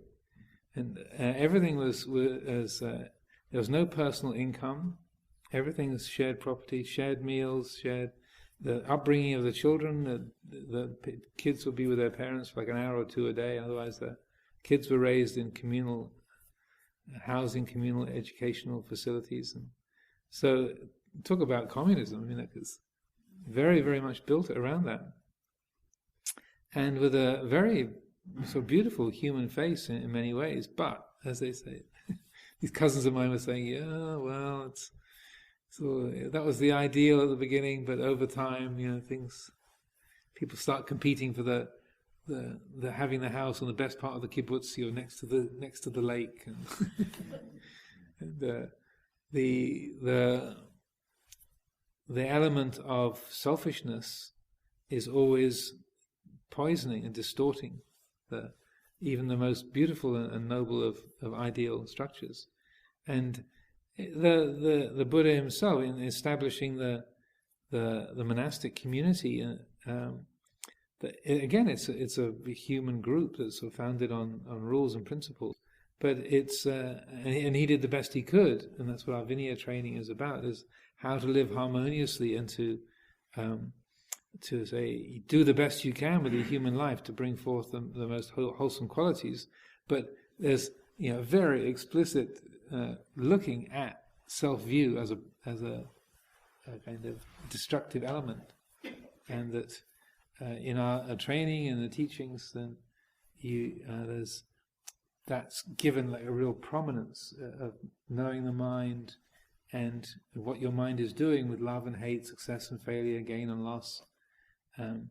Whereas the other systems, they're much more focused on the behavior, seemingly that how you behave in relationship to those rather than what's going on in your mind. And so the Sangha, as I see it, and what we have in our training and within the monasteries, is that because it goes beyond the behavior, the actions and speech, and goes to look at the mind. It's not just having harmony and sharing as sort of agreed behaviors, but it's also looking at the mind that's behind those behaviors, and trying to get to the root of what divides us from each other, so that when we commune, we meet together, we join together, then it's not just in terms of behavior and sort of sharing and caring for each other because we have to.